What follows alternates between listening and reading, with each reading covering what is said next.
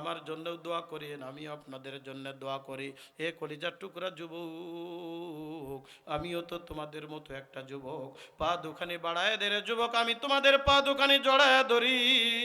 তারপরও বলি ফের ফের ফের ওই মালিকের সাথে মহব্বত করো, যেই মালিক তোমাকে সৃষ্টি করেছে, আমারে সৃষ্টি করেছে, ওই মালিকের সাথে একটা সম্পর্ক তৈরি করিয়া নাও। তারপরে মাওলার কবরে যাইও। ওই কবরে যদি জাহান্নামের আগুন আসিয়া লাগিয়া যায়, সহ্য করার ক্ষমতা আমার আপনার নাই। এই দুনিয়ার সাধারণ আগুন সহ্য করতে পারি না, 3000 বছর পর্যন্ত প্রজ্বলিত জাহান্নামের আগুন কেমন করিয়া সহ্য করবারে বাজান। এ বান্দা একটু চক্ষুটা বন্ধ করে দেখো, একটা ফোঁটা চোখের পানি ফালায় দিয়ে আমার মাওলার দরবারে রাত 12টা বাজতে গেলে একটু দোয়া করতে পারো কিনা? এক্ষুনি দোয়া হয়ে যাবে রে বাজান। একটু দেখো চোখের ভিতরে একটা ফোঁটা পানি ফেলায় দিতে পারো কিনা? দুনিয়ার কত কিছু নষ্ট হয়ে গেলে আমরা কাঁদিয়া দিই। আল্লাহর নবী বলেন, জাহান্নামের আগুনের ভয়ে যদি কোনো ব্যক্তির চোখের থেকে মশা মাছি পরিমাণ যদি একটা ফোঁটা পানি পড়িয়া যায়, কিয়ামতের ময়দানে আল্লাহ জাহান্নামের আগুন হারাম করিয়া দিবে। এ কলিজার টুকরা যুবক, কোন দুনিয়ার পিছনে পাগল, কোন দুনিয়ার পিছনে পাগল? কি মনে করছো বয়স হোক তারপরে ইবাদত করব? আমি প্রায় একটা কথা বলি, গত বছর আমার একটা মাহফিল ছিল নীলফামারী ডুমার থানা, একেবারে বাংলাদেশের শেষ সীমানা পঞ্চগড়ের কোনায়। আমি যখন বিমানে করিয়া ঢাকার থেকে সৈয়দপুর বিমানবন্দরে গেলাম, বিমান থেকে নামার পরে কয়েকজন যুবক আমারে রিসিভ করার জন্য আসলো একটা গাড়ি নিয়া। আমাকে নির্দিষ্ট স্থানে বসার জায়গায় বসালো। যুবকেরা পাখাটের কিনারায় এসে ডাকতে বলে, হুজুর গত 3 বছর আগে আমাদের এই মাহফিলে আপনি এসেছিলেন, আব্দুস সত্তার নামে, আব্দুস সামাদ নামে কাউরে চিনেননি? হঠাৎ করে মনে পড়লো করোনাকালীন সময়ের মধ্যে আবার নীলফামারে আমি গিয়েছিলাম, ওই জায়গায় মাহফিল করেছিলাম। ওই সময় এলাকায় তেমন একটা মাহফিল হইতেছিল না।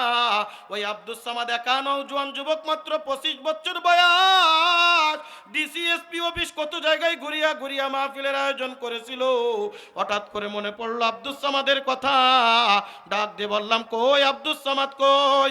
আব্দুস সামাদ রে তো দেখি না। কলিজার টুকরা যুবকেরা মাথা নিচের দিকে দিয়া টপ টপ টপ টপ করে চোখের পানি ফেলায় আর ডাক দিয়ে বলে, হুজুর আব্দুস সামাদ রে কেমনে দেখবেন? আব্দুস সামাদ তো দুনিয়ার জমিনের ভিতরে নাই। গত বছর আব্দুস সামাদ দুনিয়ার থেকে বিদায় দিয়ে চলিয়া গেছে। আমি বললাম, কেমনে বিদায় নিল বলো? হাউমাউ করে যুবকেরা কেঁদে দিচ্ছে। ডাক দিয়ে বলে, হুজুর আব্দুস সামাদের কোন রোগ বালা মুসিবত তেমন কিছুই ছিল না। নিয়ম মতো এশার পরে আমরা একসাথে নামাজ পড়লাম, নামাজ পড়ে চা পান করে যার যার বাড়িতে চলে গেলাম। ফজরের সময় একসাথে আবার একত্রিত হব। ফজরের আজান হয়ে গেল, আমরা সবাই আসলাম। আব্দুস সামাদ মসজিদে আসে নাই। চিন্তা করলাম কোনো কাজের কারণে আসতে পারে নাই। আস্তে আস্তে বেলা হয়, আব্দুস সামাদের ফোন করি, কিন্তু রিং বাজে ফোন ধরে না, রিং বাজে ফোন ধরে না। হাঁটতে হাঁটতে আব্দুস সামাদের বাড়ি গেলাম। ডাক দিলাম, আব্দুস সামাদ বাড়ি আছেন? আব্দুস সামাদের মা ডাক দিয়ে কই, সন্তান ঘুমায়েছে, এখনো ওঠে নাই। আমাদের সন্দেহ জাগলো, আব্দুস সামাদ এত বেলা পর্যন্ত ঘুমিয়ে থাকে না, এতক্ষণ তো ঘুমানোর কথা না। ফোন দিচ্ছি, রিসিভও কেন করে না? ঘরের সামনে দাঁড়ায়া ফোন দিচ্ছি, ডাকতেছি না, দরজা খোলার কোনো সম্ভাবনা নাই। রিং বাজে, আমরা শুনতেছি, কিন্তু আব্দুস সামাদের কোনো খবর নাই।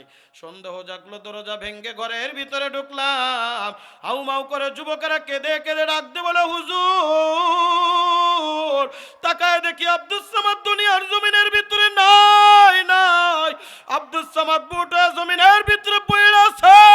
আব্দুস সামাদের নাক দিয়া রক্ত, কান দিয়া রক্ত, মিনি স্টক করে দুনিয়ার থেকে বিদায় নিয়ে গেছে।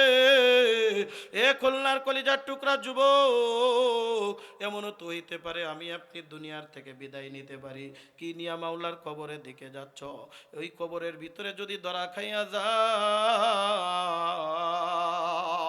ওই কবরের ভিতরে বাঁচানোর মতো কেউ সঙ্গে থাকবে না। এ কলিজার টুকরা বাজার, আজকের থেকে কি খাঁটি দিলে নিয়ত করতে পারিনি ইনশাআল্লাহ, আজ থেকে বিনা ওজরে নামাজ কাজা করব না, হারাম পথে চলবো না, দাড়ি ছাড়বো না। কে কে নিয়ত করতে পারো হাত তুলে আল্লাহর দরবারে দেখাও। আল্লাহু আকবার, আল্লাহু আকবার বলো বলো, আল্লাহু আকবার বলে হাত উঠাও।